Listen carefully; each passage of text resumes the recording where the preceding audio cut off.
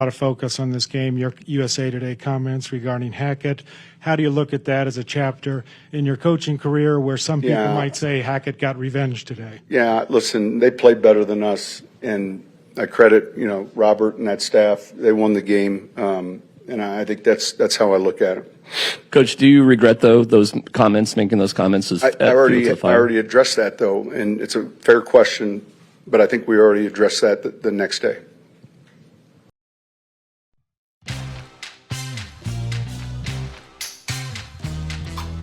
안녕하세요. 투버스터 NFL 팟캐스트입니다. 이번 에피소드는 5주차 리뷰입니다. 그럼 시작하겠습니다.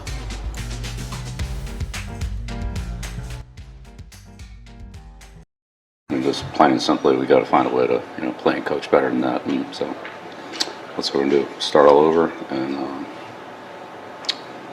get back on a better track than we're on right now.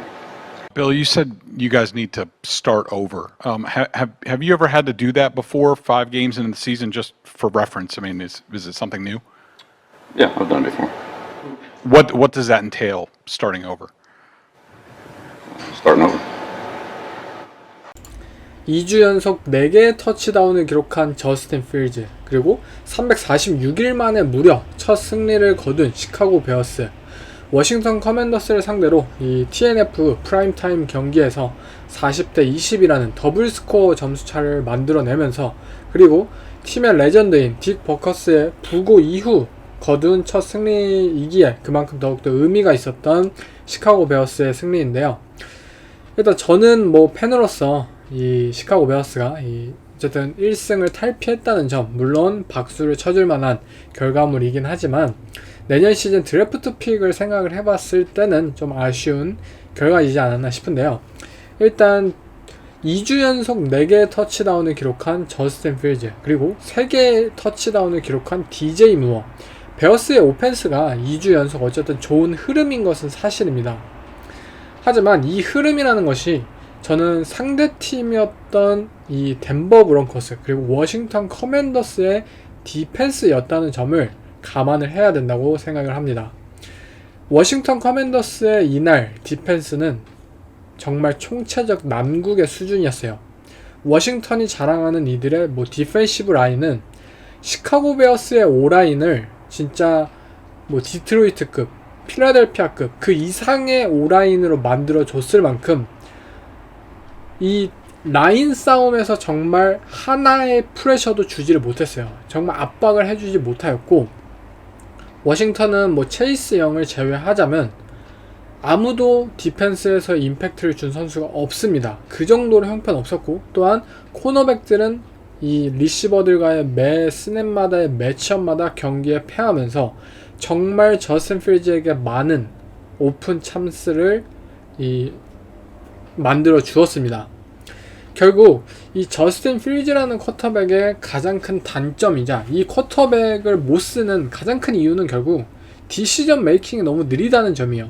스냅을 받고 그가 드랍백을 하기까지 해도 굉장히 느릿느릿하게 시간이 걸리고, 그가 디시전 메이킹을 하는 데까지도 시간이 걸리고, 그가 스로잉 모션을 통해 패스를 던지기까지 이 3박자가 다 시간이 오래 걸리는 쿼터백인데, 워싱턴 디펜시브 라인은 매 플레이마다 적어도 3초의 시간을 줬어요. 결국 저스틴 필즈에게 이 단점을 아무것도 부각시킬 수가 없었고, 결국 필즈는 오케이, 우리 팀의 리시버 오픈이 되었네, 그냥 던집니다. 매 찬스가 벌어져 있고 매 스냅마다 본인은 완벽한 프로텍션을 유지한 채 패스를 던질 수가 있었어요. 이 경기는 쿼터백 누가 나왔어도 저는 30점은 충분히 올렸을 경기라고 생각이 들어요. 그만큼 워싱턴 커맨더스의 디펜스가 현재 좋지 않은 상황이고, 맨 커버리지든 존 커버리지든 본인들의 역할을 잘 수행하지 못하고 있어요. 저번 에피소드에서 언급을 드렸지만 잭 델리오 코치는 매년 팀에 오래 있을수록 디펜스가 퇴보하는 경향이 있는데, 올 시즌 4년차 저는 정점을 찍지 않을까 싶고요. 경기 후에 이 파트 오너인 매직 존슨, NBA의 레전드인 매직 존슨은 이 트위터로 워싱턴은 현재 열정이 없다 이렇게 팀을 까는 트윗을 올렸는데, 이 새로운 구단주 체제가 이 론 리베라 그리고 뭐 잭 델리오 이러한 전 구단주 하에 있었던 이 코칭진을 점점 작업을 하는 거라고 보시면 돼요. 이 점차 마음에 들어하지 않는 트윗을 올리고 미디어를 조성하고 해고할 수 있는 것을 정당화하는, 물론 성적만 봐도 해고는 당연히 해야죠. 저는 진작에 해고했어야 된다고 생각이 들고요. 하지만 어쨌든 이 워싱턴 커맨더스의 팀 체제가 이 변화할 것이 얼마 남지 않았다라는 것을 알 수 있었던 경기였습니다.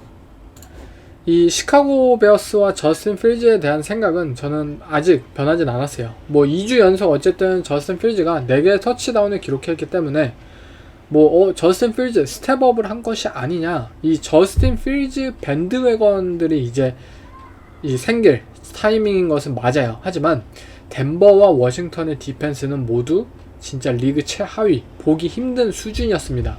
정말 저스틴 필즈라는 쿼터백이 이 런닝백이 아닌 쿼터백으로서 스텝업을 한 것을 증명하려면 단 2경기만으로 끝나는 것이 아닌 앞으로도 계속해서 남은 경기 일관성을 보여주어야만 우리에게 확신을 줄 수 있다고 봅니다.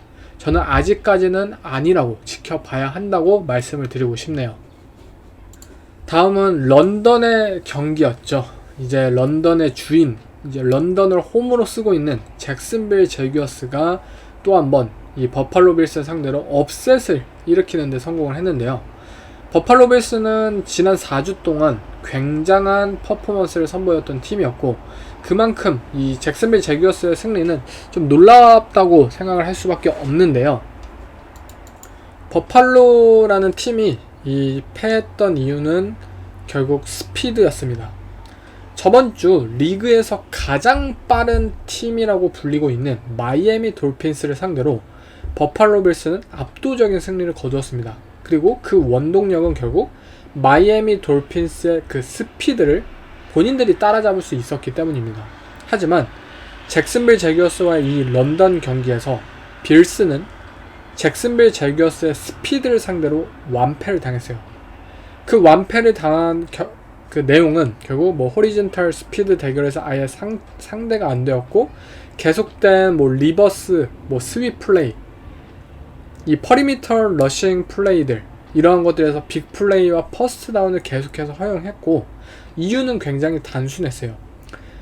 버팔로 빌스의 마이크 라인베커, 그리고 디펜스의 리더인 맨 밀라노라는 이 선수가 부상으로 1쿼터에 아웃이 되었기 때문인데요.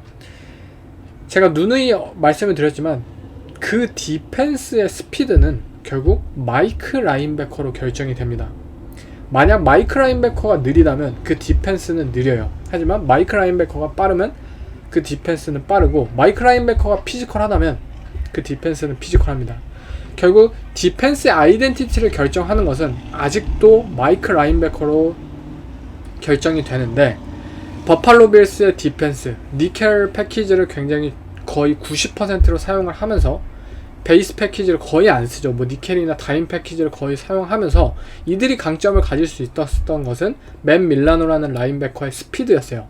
하지만 맨 밀라노라는 라인베커가 부상으로 빠지게 되자 빌스의 디펜스는 전체적으로 스피드를 잃어버렸고, 이 러싱 디펜스에 있어서 이 호리지널 이 스트레치 스피드를 잃어버리게 되자 계속된 스피드 싸움에서 패하였고, 이는 결국 잭슨빌 제규어스의 오펜스에 있어서 많은 것을 허용할 수 있도록 결과가 나오게 됐습니다.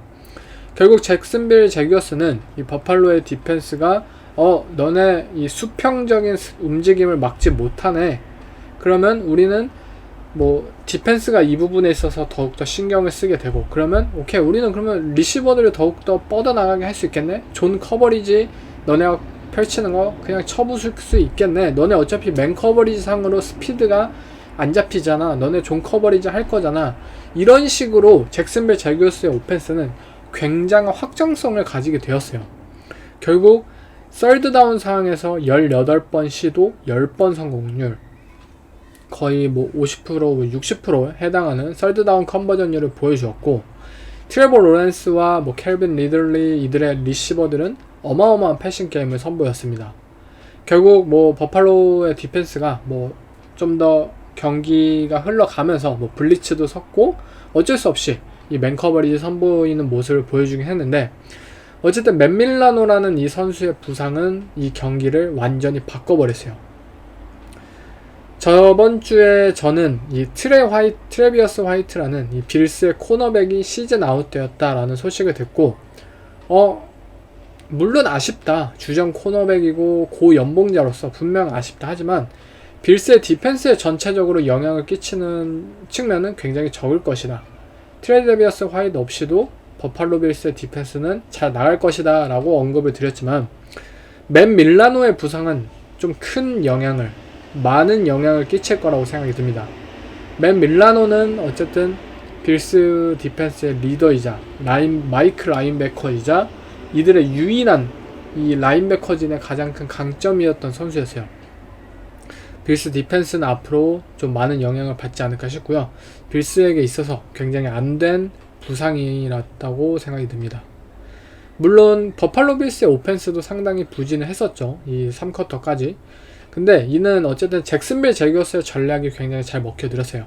잭슨빌은 시종일관 이 5맨 프레셔를 가했습니다. 뭐 그것이 블리츠든 그것이 뭐 그냥 라인 선상으로 5명 처음부터 세운 뭐 5맨 러쉬이든 아니 뭐 심 프레셔 컨셉이든 뭐가 되었든 상관없이 이 버팔로 빌스의 프로텍션상 한 명의 언블락된 패스러셔를 유발하기 위해 또는 무조건 1대1 상황을 라인맨과 O라인맨과 D라인맨은 무조건 1대1 상황을 만들기 위해서요.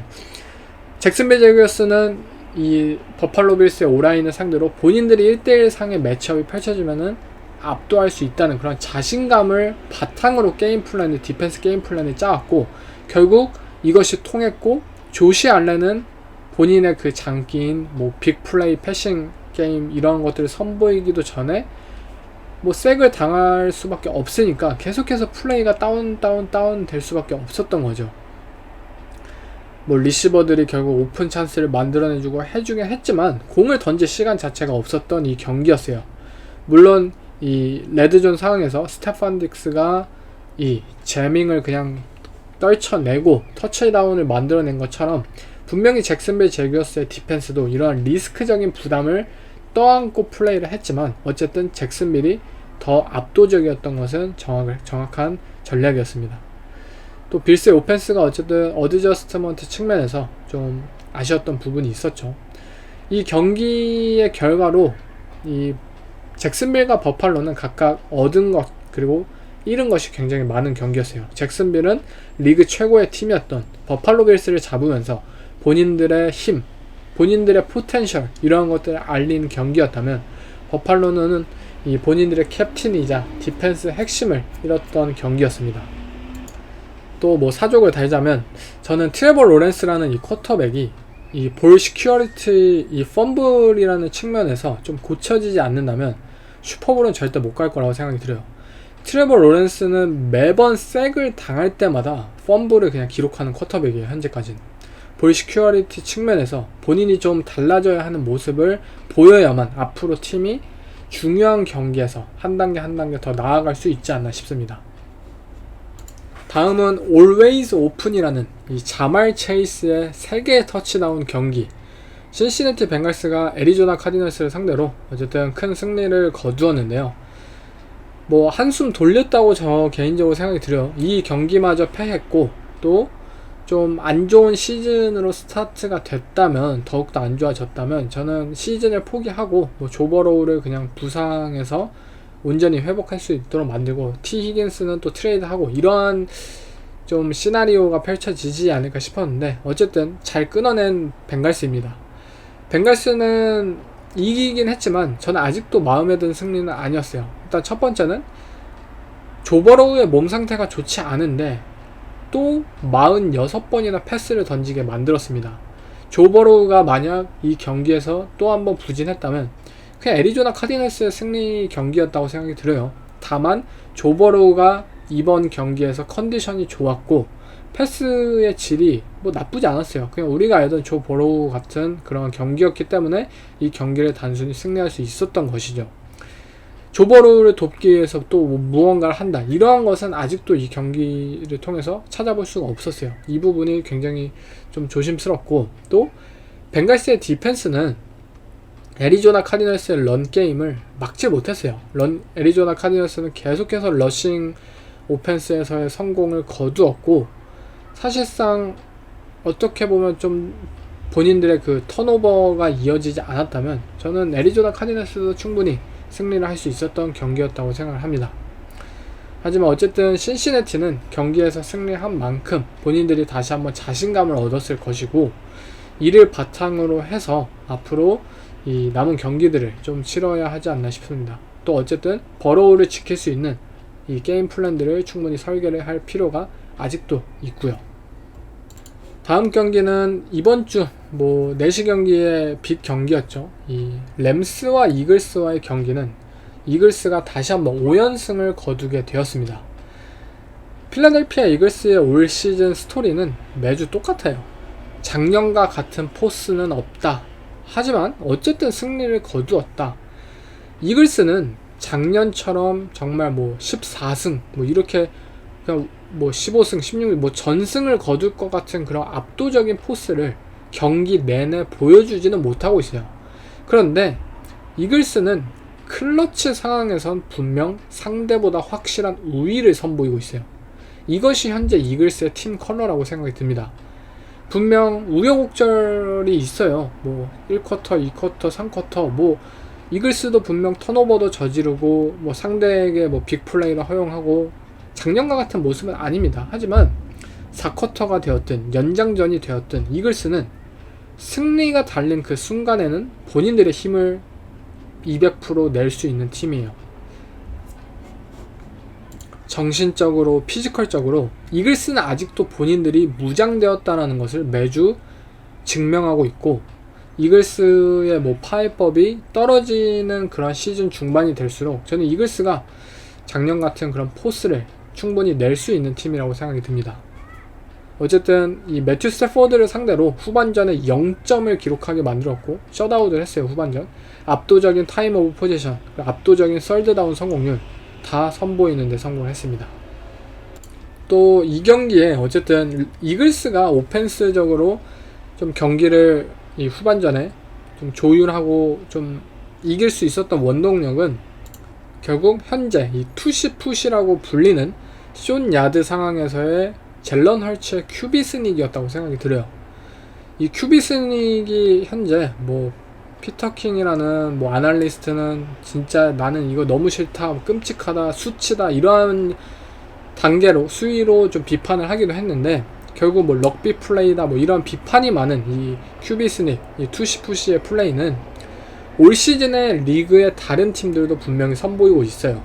저스틴 허버트도 하고 모두가 하고 있어요. 데니얼 존스도 하고 패트릭 마홈스 빼고는 다 해요. 근데 그 팀들도 필라델피아 이글스만큼의 효과를 보지는 못하고 있어요. 실패가 굉장히 많아요. 그 이유는 단순합니다.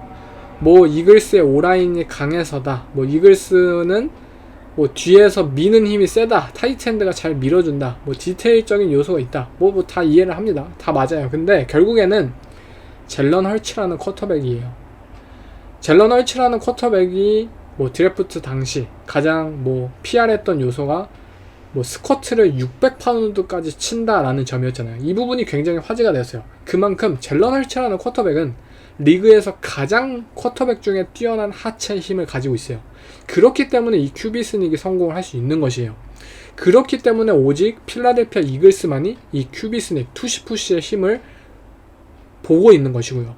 젤런 헐츠라는 쿼터백이 현재 패싱 스탯이 터치다운과 인터셉션의 비율, 개수 이런 것들이 작년만큼의 수준에 기록되지 않는 것에 있어서 사람들이 분명 실망을 표하고 있어요. 하지만 젤런 헐츠는 어떻게 해서든 팀에 기여를 하고 있습니다. 패싱이 안 풀리면 발로 아니면은 발로 뛸 수 있다는 존재감 자체만으로도 젤런 헐츠는 분명 이글스의 오펜스를 더 나은 존재로 만들고 있는 선수이면서, 결국 똑같은 얘기지만 저는 젤런 헐츠의 패싱 게임, AJ 브라운, 댈러스 가더트, 디반테 스미스 매주 번갈아 가면서 또 100야드 이런 활약을 보여주고 있잖아요. 이들의 패싱 게임이 언젠간 풀릴 거라고 생각을 합니다. 상대팀이었던 매튜 스태포드 그리고 쿠퍼 컵 분명 대단한 존재감을 보여주었는데요. 쿠퍼컵과 푸카 나쿠아 이 리시버의 듀오는 진짜 리그 최고 수준이다 라는 것을 증명했습니다. 이 경기를 통해서. 돌아온 쿠퍼컵 진짜 엄청난 존재감이었죠. 어쨌든 이 두 명의 리시버들을 쓴다는 게 이 스태포드와 맥베이라는 사실이 진짜 감사할 따름입니다. 진짜 뭐 잭 윌슨 가지고 뭐 이 컵과 푸카를 써라 그러면 뭐 기대할 수 있는 게 없잖아요. 근데 스태포드와 맥베이, 아 이거는 진짜 우리가 앞으로 남은 경기 동안 어마어마한 활약을 볼 것입니다. 단지 이 LA 램스가 이 필라델피아 이글스를 상대로 전반전은 괜찮았지만 후반전에 힘을 쓰지 못했던 것은 이글스의 그 무지막지한 디펜시브 라인의 뎁스, 그것을 그냥 견뎌내지 못했어요. 젤런 카터는 이 에런 도날드 이상의 활약을 보여주었고, 램스가 어떻게 프로텍션을 콜하든지 관계없이 이글스의 디펜스는 이 라인 뎁스 하나만으로도 상대를, 이 스태포드를 충분히 압박을 할 수 있었습니다. 그렇기 때문에 졌다고 봐요, 저는. 다음은 이번 주 가장 큰 빅매치이지 않았나 싶습니다. 바로 이 션 페이튼 감독 그리고 나다니엘 해켓 전 덴버 감독의 히스토리가 있었던 뉴욕 제츠와 덴버 브론코스와의 경기인데요. 뉴욕 제츠가 승리를 거두면서 이 션 페이튼 감독은 다시 한번 본인이 한 말에 대해서 실수를 하게 된 결과를 얻게 되었는데요. 일단 뭐 예상한 대로 뉴욕 제츠의 런닝백인 브리스 홀이 180 러싱 야드를 기록하면서 빅게임을 가지게 되었죠. 뭐 저번 주까지만 보더라도 덴버 브론코스의 디펜스는 전체적으로 총체적 난국이고, 특히 러싱 디펜스에 있어서 어떤 런닝백이든 정말 많은 야드를 허용하게 될 것이다 라는 것은 뭐 모두가 알고 있었기 때문에 뉴욕 제츠도 브리스 홀을 잘 사용하면서 정말 좋은 뭐 퍼포먼스를 선보일 수 있었습니다. 그 누가도 베리 샌더스가 되는 덴버 브론코스의 런 디펜스였는데, 반면에 잭 윌슨이라는 뉴욕 제츠의 쿼터백, 저번 주에 이 썬데이 나잇 풋볼에서 이 캔저스 시티 칩스를 상대로 좋은 활약을 펼치면서 뭐 잭 윌슨 밴드웨건까지 뭐 어이없는, 제가 봤을 때는 어처구니 없는 뭐 그런 현상이 나타나기도 했는데, 뭐 또다시 잭 윌슨다운 모습을 보였어요. 뭐 패스도 구리고 디시전도 구리고 뭐 그냥 잭 윌슨다웠다 라고 했던 경기였습니다. 하지만 어쨌든 이 경기는 이 덴버 브론코스의 디펜스가 너무나도 형편이 없었기 때문에 뉴욕 제츠는 승리할 수 있는 수준의 득점을 충분히 거둘 수 있었고, 그 결과 이 뉴욕 제츠와 이 덴버 브론코스 이 두 팀의 이 오프시즌 그 신경전은 뉴욕 제츠의 승리로 돌아갔어요. 경기가 끝나고 이제 감독들끼리 뭐 서로 악수를 하고 끝나잖아요. 근데 로버트 살레 감독이 이 션 페이튼 감독에게 뭐 keep humble, 뭐 입 닥치고 살아라 앞으로, 뭐 그런 뜻의 또 그 서로 오고 가는 말을 하기도 했는데, 나다니엘 해켓 코치는 이 뉴욕 제츠의 다른 코치나 선수들에게 뭐 박수를 받으면서 뭐 좀 좋은 분위기로 어쨌든 뉴욕 제츠는 경기를 마감했습니다. 저는 션 페이튼 감독이 어쨌든 이 경기를 토대로 마지막으로 본인을 좀 지킬 수 있었던 경기마저 이제 패했기 때문에 정말 바닥까지 온 것 같습니다. 그렇게 본인이 비판을 하였던 나다니엘 해켓 감독의 오펜스를 상대로 31점을 실점하였고, 본인의 팀은 현재 뉴욕 제츠보다 못한 1승 4패를 지금 거두고 있습니다. 어떻게 이렇게 온지 모르겠어요. 이제 이쯤 생각을 하자면 드류 브리스라는 쿼터백이 이 션 페이튼 그리고 뉴올리언스를 이끌었던 것인가? 션 페이튼 감독은 분명 명장이라고 불렸고, 드류 브리스와 이 뉴올리언스 세인츠라는 팀을 강팀으로 이끈 뭐 주역이었다고 생각이 들었는데, 이제는 드류 브리스 자체가 주역이었고 션 페이튼 감독은 그냥 드류 브리스 바를 탄 감독이었다 라고 말을 해도 사실 무방해요. 지금 나온 결과물만 보면 말이죠. 그러한 팀이 또 한 팀 있었죠. 바로 뉴올리언스 세인츠를 상대로 정말 셧아웃 패배를 당하고 2주 연속 최다 점수차, 뭐 1970년대 이후 30점을 연속해서 실점한 뭐 뉴잉글랜드 페이트리어츠입니다. 바로 빌 벨리책 감독이 다시 한번 쓴 패배를 경험하게 되는데, 일단 쿼터백인 맥 존스가 또 한 번 픽식스를 던지면서 그냥 본인의 이 패치 커리어를 사실상 마감을 찍는 그러한 경기를 펼쳤다고 생각이 들어요. 또다시 뭐 4쿼터에 벤치로 갔고 또 뭐 제피가 나오긴 했는데 뭐 별다른 변화는 없었죠. 저는 앞으로 뉴잉글랜드가 결단을 내리지 않는다면 뭐 맥 존스를 앞으로 어떻게 뭐 오펜스에 변화를 주든 뭐 누구를 데려오든 똑같은 결과일 것 같아요. 맥 존스라는 쿼터백을 바탕으로 해서 앞으로 뉴잉글랜드라는 팀이 기대가 되지 않아요. 잘 그려지지가 않습니다. 맥 존스의 리더십, 맥 존스의 뭐 컬처 이러한 것들이 현재 그려지지가 않습니다. 또 뉴잉글랜드도 마찬가지지만 만약 우리가 항상 다투어 왔던 게 있잖아요. 뉴잉글랜드 왕조의 가장 큰 뭐 기여자는 누구냐? 톰 브래디냐? 빌 벨리책이냐? 이런 논쟁을 항상 해왔는데 이제는 진짜 좀 톰 브래디에게 적어도 51% 정도의 더 높은 그 지분이 있지 않나 생각이 듭니다. 톰 브래디라는 쿼터백이 없는 이 뉴잉글랜드 빌 벨리책 감독 페이트리어츠 웨이라는 이 슬로건은 진짜 온데간데 없습니다. 뉴잉글랜드가 가장 싫어하는 빌 벨리책 감독이 가장 싫어하는 턴오버와 페널티가 매 경기 뉴잉글랜드는 발생하고 있어요. 턴오버 페널티 결국 제가 뭐 션 페이튼 감독, 빌 벨리책 감독 이 팀들의 미래를 그 탑 쿼터백에 없는 이 미래를 보면서 느낀 것은 결국 이 스포츠, 풋볼이라는 이 스포츠 그리고 이 NFL이라는 리그 그리고 뭐 각기 다른 팀들은 결국 쿼터백에 의해서 정의되는 것 같아요. 쿼터백이라는 자리가 단순히 뭐 패싱 어택, 뭐 오펜스의 뭐 득점력 이러한 것을 떠나서 쿼터백이라는 자리가 굳건해야만 팀의 플랜이라는 게 생기고 실행할 수 있고 또 팀의 컬처라는 게 자리 잡고 그 결과 뭐 디서플랜, 뭐 턴오버 페널티 이러한 부분에 모든 영향을 끼치고 그 결과 경기 게임 플랜, 전략 이러한 부분에 실행을 할 수 있을 거예요.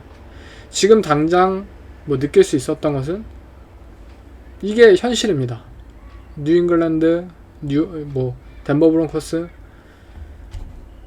탑급 쿼터백을 잃은 이 감독들의 모습들은 분명 실망스러울 수밖에 없다고 봅니다. 다음은 썬데이 나잇 풋볼 매치였죠. 이 플레이오프에서 계속 마주쳤던 이 나이너스와 카우보이스와의 경기는 나이너스의 굉장히 손쉬운 승리로 뭐 42대 10 너무 점수차가 많이 날 정도로 너무나도 싱거운 경기로 끝이 났는데요. 뭐 그야말로 샌프란시스코 나이너스는 현재 뭐 슈퍼볼 1순위로 꼽힐 정도로 압도적인 경기를 보여줬고 카우보이스는 뭐 덱 프레스캇이 3개의 인터셉션을 남발하고 마이크 맥카시는 뭐 전술적으로 뭐 아무것도 보여주지 못하는 등 결국 실망스러운 패배를 당했습니다. 뭐 패배의 요인을 분석해보자면 저는 경기의 결과는 결국 좀 탤런트에서 결정이 지어졌다고 봐요. 뭐 덱 프레스캇이 브록 퍼디보다 못한다, 뭐 브록 퍼디가 덱보다 더 잘한다, 두 쿼터백이 뭐 더 잘하고 더 못해서의 차이가 아니에요. 물론 뭐 퍼디는 터치다운을 계속 만들어냈고 프레스캇은 계속해서 인터셉션을 만들어냈고 그 유무는 분명히 있었지만 그러한 결과물이 나올 수 있었던 그 과정의 차이는 결국 탤런트 차이에 있습니다. 현재 나이너스의 오펜스, 이들의 웨폰, 디보 사뮤엘, 뭐 카이 유스책, 그리고 조지 킬을 이번에 3개 터치다운을 기록했죠. 뭐 브랜드 아이육, 어떤 선수가 캐치를 잡아도 이상하지 않는 샌프란시스코 나이너스의 오펜스, 모두가 오픈이 열리고 모두가 상대를 1대1로 압도할 수 있는 상황인데도 오픈을 계속해서 만들어주는 카이 샤나한의 스킴까지, 또 브록 퍼디도 이 엔티시페이션을 기반으로 해서 우리 팀의 리시버가 당연히 잡아줄 거다, 당연히 열릴 것이다, 이러한 믿음을 바탕으로 패스를 던지는데 정확한 타이밍, 뭐 정확한 패스 정확성, 계속해서 스트라이크로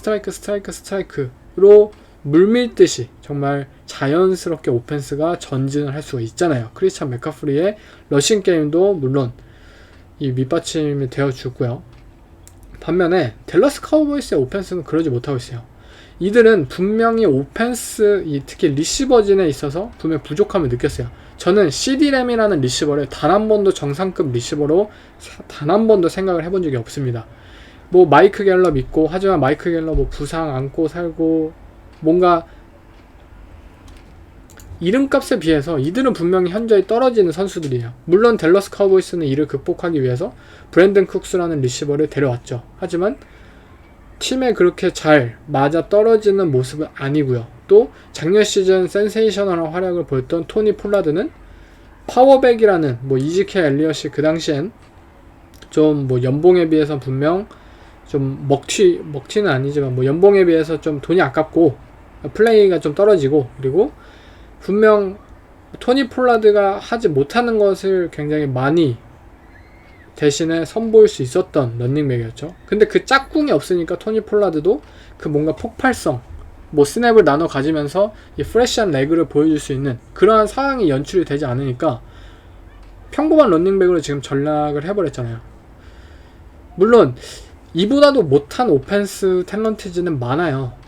뭐 다른 팀들 뭐 캐롤라이나 팬더스는 아우씨 저 정도의 리시버면 뭐 감지덕지지, 뭐 토니 폴라드 뭐 좋지, 뭐 이렇게 생각할 수도 있을 거예요. 그런데 어쨌든 댈러스 카우보이스라는 팀은 슈퍼볼 우승을 노리는 팀이고, 또 디펜스에서의 탤런트는 나쁘지 않은 상황에서 오펜스의 탤런트의 무게감이 굉장히 떨어지는 것은 사실입니다. 저는 이들의 리시버진은 분명 이름값에 비해서는 분명히 과대평가되었다고 생각이 들어요. 또 덱 프레스캇이라는 선수도 궁지에 몰렸을 때 그것을 혼자서 뭐 캐리하고 극복해낼 수 있는 타입의 쿼터백은 아니고요. 만약 브록 퍼디도 뭐 댈러스 카우보이스처럼 이 프레스카처럼 그러한 상황이 있었다면 똑같이 인터셉션을 저는 던졌을 거라 생각이 들어요. 단지 그를 둘러싼 이 팀 환경이 너무나도 큰 차이의 격차가 있고, 그렇기 때문에 나이너스가 쉽게 이길 수 있었다고 봅니다. 뭐 디펜스에서도 똑같아요. 샌프란시스코 나이너스의 디펜스, 뭐 프레드 워너, 그리고 디 그린로우, 이들의 라인베커즈는 정말 전방위적으로 활약을 하면서 댈러스 카우보이스의 뭐 패싱이면 패싱, 러싱이면 러싱 다 맞고, 또 플레이메이킹 능력까지 선보이면서 턴오버까지 만들어냈어요. 그런데 댈러스 카우보이스의 뭐 라인베커, 뭐 레이튼 밴더 애쉬 계속해서 뭐 런닝백을 뭐 막아내지 못하고 뻥뻥 뚫리고, 크리스찬 맥카프리 계속해서 전진하고 아쉬운 모습을 계속 연달아 보여주잖아요. 그리고 뭐 애리조나 카디널스와의 그런 경기에서 업셋을 당했을 때도 분명히 아쉬움을 드러냈고요. 결국 댈러스 카우보이스의 디펜스를 상대할 때 오케이, 마이크 팔슨스만 잘 막으면 우리는 충분히 다른 선수를 공략하면 이길 수 있겠다, 이러한 방법이 계속해서 제시가 되고 있어요. 그렇기 때문에 댈러스 카우보이스의 이 뭐 마이크 라인베커 이러한 포지션이 분명히 아쉬운 것은 사실입니다.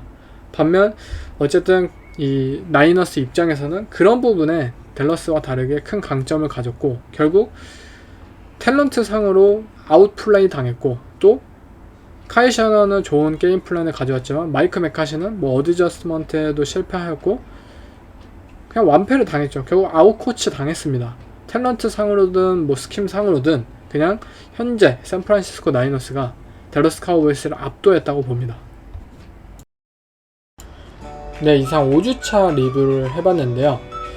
이번 연휴여서 제가 에피소드를 빨리 올리고 대략적인 경기에 대한 부분, 이 스토리에 대한 부분을 리뷰를 했고, 이제 필름 리뷰 같은 경우에는 다음 에피소드에 더해서 이야기를 하겠습니다. 그럼 이번 에피소드는 여기서 마치겠습니다. 감사합니다. I remember showing up my first day as freshman year. I didn't have much, hair under my arms or anything like that. I was like, and these other kids came in shaving, and I'm like, what the hell is this? I didn't know how to put the pads on in my pants when I tried out for freshman football. I mean, I had never played until that point except in the street. So these kids came out there. They had, helmets and shoulder pads that they had worn for 4 years through Pop Warner. And I went on the field, and I was like, I'm going to get killed out here.